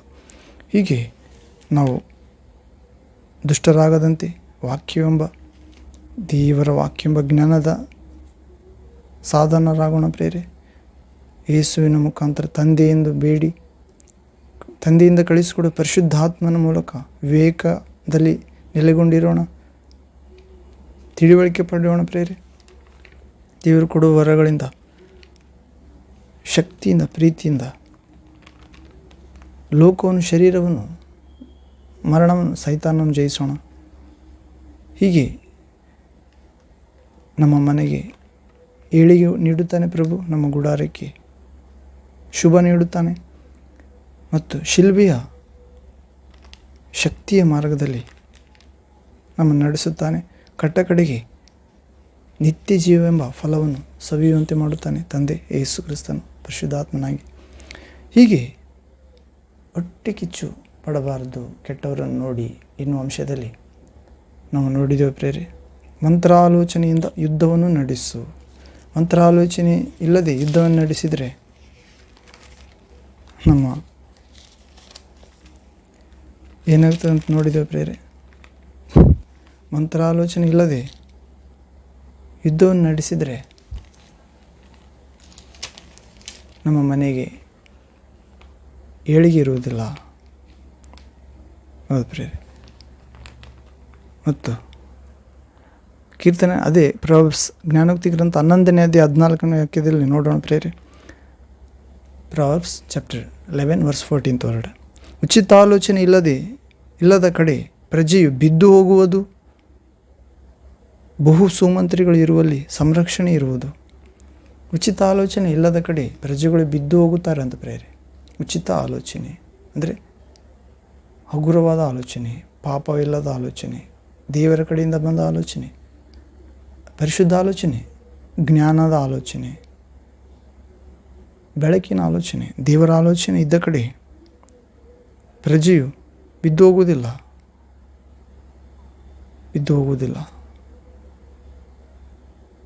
ಉಚಿತ ಆಲೋಚನೆ ಇದ್ದರೆ ಬಿದ್ದು ಹೋಗುವುದಿಲ್ಲ ಪ್ರೇರೆ. ಉಚಿತ ಆಲೋಚನೆ ಇಲ್ಲದಿದ್ದರೆ ಬಿದ್ದು ಹೋಗುತ್ತಾರೆ ಎಂದರ್ಥ. ಬಹು ಸುಮಂತ್ರಿಗಳು ಇರುವಲ್ಲಿ ಸಂರಕ್ಷಣೆ ಇರುವುದು.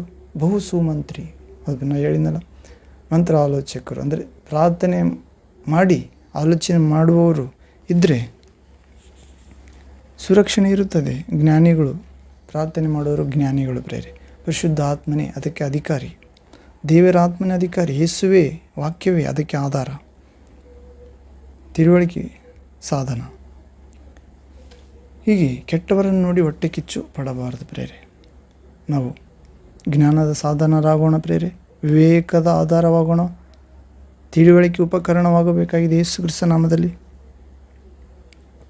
ಮತ್ತು 24ನೇ ಅಧ್ಯಾಯ ಜ್ಞಾನೋಕ್ತಿ ಗ್ರಂಥ 7ನೇ ವಾಕ್ಯ ನೋಡೋಣ. 24th chapter proverbs chapter 24 verse 7th word. ಜ್ಞಾನವು ಮೂರ್ಖನಿಗೆ ದುರ್ಲಭ, ಅವನು ನ್ಯಾಯಸ್ಥಾನದಲ್ಲಿ ಬಾಯಿ ಬಿಡಲಾರನು. ಜ್ಞಾನವು ಮೂರ್ಖನಿಗೆ ದುರ್ಲಭ ಅಂತ ಪ್ರೇರೆ. ಅವನಿಗೆ ಸಿಗುವುದಿಲ್ಲ ಜ್ಞಾನ ಮೂರ್ಖನಿಗೆ. ಯೇಸುವನ್ನು ವಿಶ್ವಾಸಿದರೆ ಮಾತ್ರ ಸಿಗುತ್ತದೆ ಮತ್ತು ಯೇಸುವನ್ನು ಪ್ರೀತಿಸಿ ಆತನ ಮಾತುಗಳನ್ನು ಕೈಗೊಂಡು ನಡೆಯಬೇಕಾಗಿದೆ. ಆಗ ಮಾತ್ರ ಜ್ಞಾನವು ಲಭ್ಯವಾಗುತ್ತದೆ. ಇಲ್ಲದಿದ್ದರೆ ಮೂರ್ಖರಾಗುತ್ತಾರೆ ಜನರು. ಯೇಸುವನ್ನು ವಿಶ್ವಾಸಿಸಿ ಆತನ ಮಾತು ಕೈಗೊಂಡು ನಡೆಯದಿದ್ದರೆ ಅವರಿಗೆ ದೇವರ ಜ್ಞಾನ ಸಿಗುವುದು ದುರ್ಲಭ, ಸಿಗುವುದಿಲ್ಲ ಎಂದರ್ಥ. ಆ ಯೇಸುವಿನ ವಿಶ್ವಾಸದ ಆ ಮೂರ್ಖ ಅವನು ನ್ಯಾಯಸ್ಥಾನದಲ್ಲಿ ಬಾಯ ಬಿಡಲಾರನಂತ ಪ್ರೇರಿ. ಆದರೆ ಹೊಸ ಒಡಂಬಡಿಕೆಯಲ್ಲಿ ನೋಡುವುದಾದರೆ ಪ್ರಭು ಯೇಸು ಕ್ರಿಸ್ತನು ವಾಕ್ಯವಾದ ದೇವರು ಲೋಕರಕ್ಷಕ ಹೇಳುತ್ತಿದ್ದಾನೆ ಪ್ರೇರೆ. ಪಾಪಗಳನ್ನು ಕ್ಷಮಿಸುವ ಅಧಿಕಾರವುಳ್ಳ ಆತನು. ನಿನ್ನ ಸಹೋದರನಿಗೆ ಮೂರ್ಖ ಎಂದು ಮುದ್ದಲಿಸಬೇಡ, ಅಗ್ನಿ ನರಕಕ್ಕೆ ಗುರಿಯಾಗುತ್ತೆ ಎಂದು ಹೇಳಿದ್ದಾನೆ. ಅದು ಪ್ರೇರೆ. ಹಳ ಒಡಂಬಡಿಕೆಯಲ್ಲಿ ಮೂರ್ಖ ಎಂದು ಬರೆಯಲ್ಪಟ್ಟಿದೆ. ಮೂರ್ಖನಿಗೆ ದುರ್ಲಭ ಜ್ಞಾನ ದೊರಕುವುದು, ಅವನ ನ್ಯಾಯಸ್ಥಾನದಲ್ಲಿ ಬಾಯ ಬಿಡೋದಿಲ್ಲ.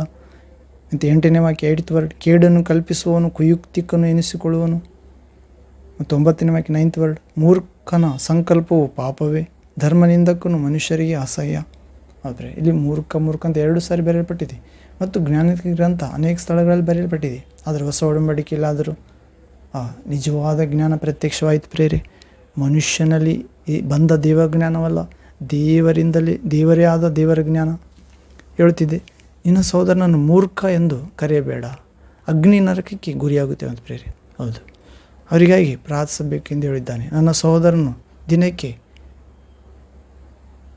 7 ಆವರ್ತಿ ತಪ್ಪು ಮಾಡಿ ನನಗೆ ಪಶ್ಚಾತ್ತಾಪ ಆಯಿತು, ಕ್ಷಮಿಸು ಎಂದು ನನ್ನನ್ನು ಕೇಳಿದರೆ ನಾನು ಎಷ್ಟು ಸಾರಿ ಕ್ಷಮಿಸಬೇಕು ಪ್ರಭು ಎಂದು ಯೇಸು ಕ್ರಿಸ್ತನನ್ನು ಪೇತ್ರನು ಕೇಳುತ್ತಾನೆ ಪ್ರಧಾನ ಶಿಷ್ಯ. ಆಗ ಯೇಸು ಕ್ರಿಸ್ತ ಪ್ರಭು ಹೇಳ್ತಿದ್ದಾನೆ, ರಕ್ಷಕ ದೇವರು 7 ಸಾರಿ ಎಂದಲ್ಲ, 7 ಸಾರಿ ಮಾತ್ರ ಕ್ಷಮಿಸಬೇಕಂತಲ್ಲ ಅರ್ಥ. ನಿನ್ನನ್ನು ಆತನು ಕೇಳಿಕೊಳ್ಳುವುದಾದರೆ 770 ಸಾರಿ, 495 ಸಾರಿ. ಅಂದರೆ ಇಲ್ಲಿ ಅವರು ಕೇಳಿಕೊಂಡ್ರೆ ಕ್ಷಮಾಪಣೆ ಮಾಡು ಎಂದರ್ಥ.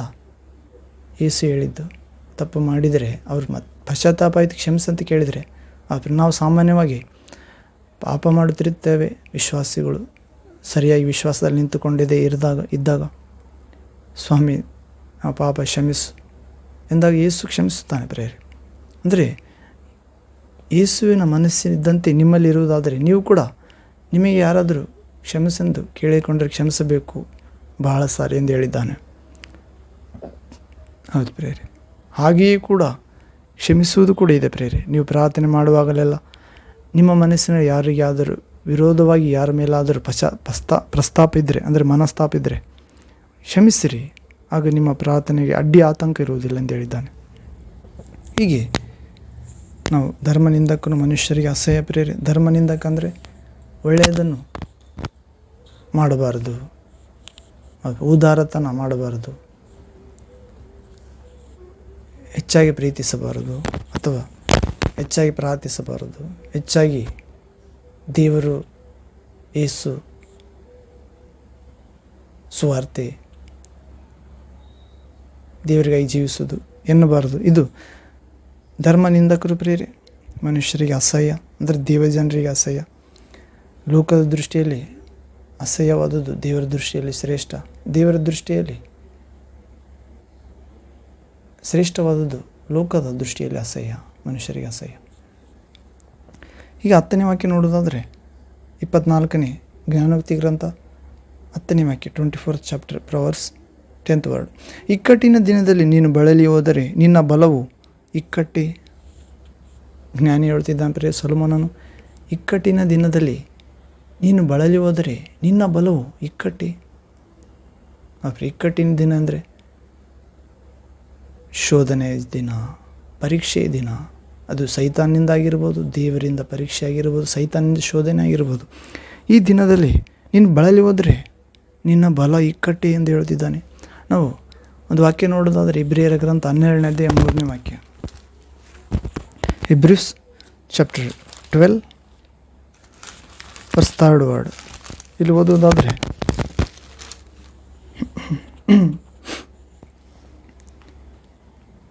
ನೀವು ಮನಗುಂದಿದವರಾಗಿ ಬೇಸರಗೊಳ್ಳದಂತೆ ಆತನನ್ನು ಆಲೋಚಿಸಿರಿ. ಅಂದರೆ ಆತನು, ಅಂದರೆ ಯೇಸು ಕ್ರಿಸ್ತನನ್ನು ಬೇಸರಗೊಳ್ಳದೆ ಮನಗುಂದಿದವರಾಗದೆ ಆತನು ಯೇಸು ಕ್ರಿಸ್ತನ ಆಲೋಚಿಸಬೇಕಂತ ಪ್ರೇರೆ. ಆತನು ಅಂದರೆ ಯೇಸು ಕ್ರಿಸ್ತನು ಲೋಕರಕ್ಷಕ, ದೇವರ ಕುಮಾರ, ದೇವರ ಪ್ರತಿರೂಪ, ಸರ್ವಾಧಿಕಾರಿ. ಯೇಸು ಕ್ರಿಸ್ತನು ಪಾಪಿಗಳಿಂದ ಎಷ್ಟೋ ವಿರೋಧವನ್ನು ಸಹಿಸಿಕೊಂಡನು. 4ನೇ ವಾಕ್ಯ, 4th ವರ್ಡ್. ನೀವು ಪಾಪಕ್ಕೆ ವಿರೋಧವಾಗಿ ಹೋರಾಡುವುದರಲ್ಲಿ ಪ್ರಾಣಾಪಾಯದ ತನಕ ಇನ್ನೂ ಅದನ್ನು ಎದುರಿಸಲಿಲ್ಲ. 5ನೇ ವಾಕ್ಯ, ಮಕ್ಕಳಿಗೆ ಹೇಳುವಂತೆ ನಿಮಗೆ ಹೇಳಿದ ಎಚ್ಚರಿಕೆ ಮಾತನ್ನು ಮರೆತು ಬಿಟ್ಟಿರು. ಹೌದು ಪ್ರೇರೆ. ಇಲ್ಲಿ ಇಕ್ಕಟ್ಟಿನ ದಿನದಲ್ಲಿ ನೀನು ಬಳಲಿ ಹೋದರೆ ನಿನ್ನ ಬಲವು ಇಕ್ಕಟ್ಟೆ ಎಂದು ಜ್ಞಾನಿ ಹೇಳುತ್ತಿದ್ದಾನೆ. ಇಲ್ಲಿ ಪೌಲನು ಕೂಡ ಹೇಳುತ್ತಿದ್ದಾನೆ. ನೋಡ್ರಿ, ಇಕ್ಕಟ್ಟಿನ ದಿನದಲ್ಲಿ ನೀವು ಬಳಲಿ ಹೋಗಬಾರದು. ಯೇಸು ಕೂಡ ಬಳಲಿ ಹೋದ, ಆದರೂ ಕೂಡ ಮತ್ತೆ ನಮ್ಮೆಲ್ಲರ ರಕ್ಷಣೆಗಾಗಿ ತಂದೆ ತನ್ನ ಮುಂದೆ ಇಟ್ಟ ಆ ವಿಜಯವನ್ನು, ಮಹಿಮಾ ಪದವಿಯನ್ನು ನೋಡಿ ಎಲ್ಲ ಬೇಸರಿಕೆಯನ್ನು, ಮನಗುಂದುವಿಕೆಯನ್ನು ತೊಲಗಿಸಿದ. ಪ್ರೇರೆ, ಆತನು ನೇಮಕವಾದ ಓಟದಲ್ಲಿ ಸ್ಥಿರಚಿತ್ತವಾಗಿ ಓಡಿದ ಯೇಸು ಕ್ರಿಸ್ತ. ಯೇಸು ತನ್ನ ಮುಂದೆ ಇಟ್ಟಿದ್ದ ಸಂತೋಷಕ್ಕೋಸ್ಕರ ಅವಮಾನವನ್ನು ಅಲಕ್ಷ್ಯ ಮಾಡಿ ಶಿಲುಬೆ ಮರಣವನ್ನು ಸಹಿಸಿಕೊಂಡು ದೇವರ ಬಲಗಡೆಯಲ್ಲಿ ಆಸನರೂಢನಾದನು ಪ್ರೇರೆ. ಹೌದು, ಇಬ್ರಿಯ ಗ್ರಂಥ 12ನೇ ಅಧ್ಯಾಯ 3ನೇ 4ನೇ ವಾಕ್ಯ 5ನೇ ವಾಕ್ಯವರೆಗೂ ಓದುತ್ತೇವೆ. ಹೀಗೆ ನೀವು ನಾನು ಇಕ್ಕಟ್ಟಿನ ದಿನದಲ್ಲಿ ಮನಗುಂದಿದವರಾಗಬಾರದಂತ ಪ್ರೇರೆ. ಪರಿಶುದ್ಧಾತ್ಮ ಹೇಳ್ತಿದ್ದಾನೆ, ಪ್ರಭು ಆತ್ಮ, ಯೇಸು ಆತ್ಮ. ಆತನು ಪಾಪಿಗಳಿಂದ, ಯೇಸು ಕೂಡ ಪಾಪಿಗಳಿಂದ ಎಷ್ಟು ವಿರೋಧವನ್ನು ಸಹಿಸಿಕೊಂಡನು. ಪಾಪಿಗಳೆಂದರೆ ಯಾರು ಪ್ರಿಯರೇ? ದೇವರ ವಾಕ್ಯವನ್ನು ವಕ್ರವಾಗಿ ಮಾತಾಡುವವರು, ಬೋಧಿಸುವವರು, ಜೀವಿಸುವವರು ಅದರ ಪ್ರಕಾರ ವಕ್ರವಾಗಿ. ಹೌದು ಪ್ರಿಯರೇ, ಯೇಸುವನ್ನು ಯೇಸುವಾಗಿ ಸ್ವೀಕರಿಸಿದವರು, ಲೋಕದ ಆಶೆಪಾಶೆಗಳಿಗಾಗಿ ಯೇಸುವನ್ನು ವಿಶ್ವಾಸುವರು. ಅವರನ್ನು ನೋಡಿ ಮನಗುಂದಿದವರಾಗಬಾರದು ಪ್ರಿಯರೇ, ಬೇಸರಗೊಳ್ಳಬಾರದು. ಯೇಸುವನ್ನು ಆಲೋಚಿಸಬೇಕಾಗಿದೆ. ಆತನು ಪಾಪಿಗಳಿಂದ ಎಷ್ಟೋ ವಿರೋಧವನ್ನು ಸಹಿಸಿದನು. ನಾವು ಕೂಡ ಸಹಿಸಬೇಕಾಗಿದೆ ಪ್ರಭುವಿನ ಕೃಪೆಯಿಂದ, ಶಕ್ತಿಯಿಂದ, ಪರಿಶುದ್ಧಾತ್ಮನ ವಿಜಯದಿಂದ. ಹೀಗೆ ನಾವು ಪಾಪಕ್ಕೆ ವಿರೋಧವಾಗಿ ಹೋರಾಡುವುದರಲ್ಲಿ ಪ್ರಾಣಾಪಾಯ ತನಕ ಇನ್ನೂ ಬಂದಿಲ್ಲ ಎಂದು ಪೌಲ ಹೇಳ್ತಿದ್ದಾನೆ. ಪರಿಶುದ್ಧಾತ್ಮ ಪ್ರಭು ಪಾಪಕ್ಕೆ ವಿರೋಧವಾಗಿ ಹೋರಾಡುವುದರಲ್ಲಿ ಪ್ರಾಣಾಪಾಯ ತನಕ ಬರುತ್ತದೆ ಎಂದರ್ಥ. ಆದರೆ ಪ್ರಾಣಾಪಾಯ ಆಗುವುದಿಲ್ಲ, ಕಾರಣ ಪ್ರಭು ನಮಗೋಸ್ಕರ ಬಲಿಯಾಗಿದ್ದಾನೆ, ನಿನ್ನ ಬಿಡಿಸಿದ್ದಾನೆ. ಹೌದು, ಮಕ್ಕಳಿಗೆ ಹೇಳುವಂತೆ ಪ್ರಭು ನಾವು ಎಚ್ಚರಿಕೆ ಮಾತನ್ನು ನಮಗೆ ಹೇಳುವುದನ್ನು ಮರೆಯಬಾರದಂತ ಪ್ರೇರೆ. ಹೌದು, ನಮಗೆ ಸಂಭವಿಸುವ ಕಷ್ಟಗಳನ್ನು ತಂದೆ ಶಿಕ್ಷಣವೆಂದು ತಿಳಿದು ನಾವು ಸಹಿಸಿಕೊಂಡು ಪರಲೋಕ ಮಾರ್ಗದಲ್ಲಿ ಸ್ಥಿರಚಿತೆಯಿಂದ ನಡೆಯಬೇಕು ಎನ್ನುವ ಬೋಧನೆಯಲ್ಲಿ ಪೌಲನು ನುಡಿಯುತ್ತಿದ್ದಾನೆ. ಹೀಗೆ ನಮ್ಮ ಅಂಶ, ಕೆಟ್ಟವರನ್ನು ನೋಡಿ ಹೊಟ್ಟೆ ಕಿಚ್ಚು ಪಡಬೇಡ. Proverbs chapter 24 verse 11th word. 11ನೇ ವಾಕ್ಯ ನೋಡೋಣ ಪ್ರೇರಿ. 24ನೇ ಅಧ್ಯಾಯ ಜ್ಞಾನೋಕ್ತಿ ಗ್ರಂಥ 24ನೇ ಅಧ್ಯಾಯ 11ನೇ ವಾಕ್ಯ ಓದುವುದಾದರೆ, ಕೊಲೆಗೆ ಸೆಳೆಯಲ್ಪಟ್ಟವರನ್ನು ರಕ್ಷಿಸು, ಸಂಹಾರಕ್ಕೆ ಗುರಿಯಾದವರನ್ನು ತಪ್ಪಿಸುವುದಿಲ್ಲವೇ? ಕೊಲೆಗೆ ಸೆಳೆಯಲ್ಪಟ್ಟವರನ್ನು ರಕ್ಷಿಸಬೇಕಂತ ಮತ್ತು ಸಂಹಾರಕ್ಕೆ ಗುರಿಯಾದವರನ್ನು ತಪ್ಪಿಸಬೇಕಂತ. ಹೌದು, ನಾವು ವಾಕ್ಯ ನೋಡೋದಾದರೆ ಇನ್ನೊಂದು ವಾಕ್ಯ ಯೆಶಾಯ ಪ್ರವಾದಿ ಗ್ರಂಥ 58ನೇ ಅಧ್ಯಾಯ 6-7ನೇ ವಾಕ್ಯ. ಯೆಶಾಯ ಪ್ರವಾದಿ ಗ್ರಂಥ 57ನೇ ಅಧ್ಯಾಯ 6-7ನೇ ವಾಕ್ಯ. Prophet Isaiah chapter 58 verse 6-7th word. 58ನೇ ಅಧ್ಯಾಯ 6-7ನೇ ವಾಕ್ಯ ಯೆಶಾಯ ಪ್ರವಾದಿ. ಇಲ್ಲಿ ಓದುವುದಾದರೆ, ಕೇಡಿನ ಬಂಧಗಳನ್ನು ಬಿಚ್ಚುವುದು, ನೊಗದ ಕಣ್ಣಿಗಳನ್ನು ಕಳಚುವುದು, ಜಜ್ಜಿ ಹೋದವರನ್ನು ಬಿಡುಗಡೆ ಮಾಡುವುದು, ನೊಗಗಳನ್ನೆಲ್ಲ ಮುರಿಯುವುದು. 7ನೇ ವಾಕ್ಯ. ಹಸಿದವರಿಗೆ ಅನ್ನವನ್ನು ಹಂಚುವುದು, ಅಲೆಯುತ್ತಿರುವ ಬಡವರನ್ನು ಮನೆಗೆ ಬರಮಾಡಿಕೊಳ್ಳುವುದು, ಬೆತ್ತಲೆಯವರನ್ನು ಕಂಡಾಗೆಲ್ಲ ಅವರಿಗೆ ಒದಿಸುವುದು, ನಿನ್ನಂತೆ ನರನಾಗಿರುವ ಯಾವನಿಗೆ ಆಗಲಿ ಮುಖ ತಪ್ಪಿಸಿಕೊಳ್ಳದಿರುವುದು. ಇವುಗಳೇ ನನಗೆ ಇಷ್ಟವಾದ ಉಪವಾಸ ವ್ರತವಲ್ಲವೇ? ಅದು ಪ್ರಿಯ, ಇಲ್ಲಿ ಯಥಾರ್ಥ ಭಕ್ತಿ ಮತ್ತು ಕಪಟ ಭಕ್ತಿ ಇವುಗಳ ಲಕ್ಷಣ ಹೇಳುವ ಭಾಗದಲ್ಲಿ ಯೆಶಾಯ ಪ್ರವಾದಿ ಹೇಳ್ತಿದ್ದಾನೆ ಪ್ರಿಯ. ಇಲ್ಲಿ ಉಪವಾಸ ಕೂಡ ಬರುತ್ತಿದೆ, ಅಂದರೆ ಆತ್ಮದ ಉಪವಾಸ, ದೇವರಿಷ್ಟಪಡುವ ಉಪವಾಸ. ಹೌದು, ಇಲ್ಲಿ ನಾವು ನೋಡ್ತಿದ್ದೇವೆ ಜ್ಞಾನೋಕ್ತಿ ಗ್ರಂಥ 24ನೇ ಅಧ್ಯಾಯ 11ನೇ ವಾಕ್ಯ. Proverbs chapter 24 verse 11th word ನೋಡುವುದಾದರೆ, ಕೊಲೆಗೆ ಸೆಳೆಯಲ್ಪಟ್ಟವರನ್ನು ರಕ್ಷಿಸು, ಸಂಹಾರಕ್ಕೆ ಗುರಿಯಾದವರನ್ನು ತಪ್ಪಿಸುವುದಿಲ್ಲವೇ? ಕೊಲೆಗೆ ಸಂಹಾರಕ್ಕೆ ಗುರಿಯಾಗಿದ್ದಾರೆ ಅಂತ ಪ್ರೇರೆ ಕೆಲವರು, ಅವರನ್ನು ರಕ್ಷಿಸಬೇಕಂತ, ತಪ್ಪಿಸಬೇಕಂತ. ಕೊಲೆಗೆ ಗುರಿಯಾದವರನ್ನು ರಕ್ಷಿಸಬೇಕು, ಸಂಹಾರಕ್ಕೆ ಗುರಿಯಾದವರನ್ನು ತಪ್ಪಿಸಬೇಕು. ಕೊಲೆಗಾರ ಯಾರು ಪ್ರೇರೆ? ಸೈತಾನನಿಂದ ಕೆಲವು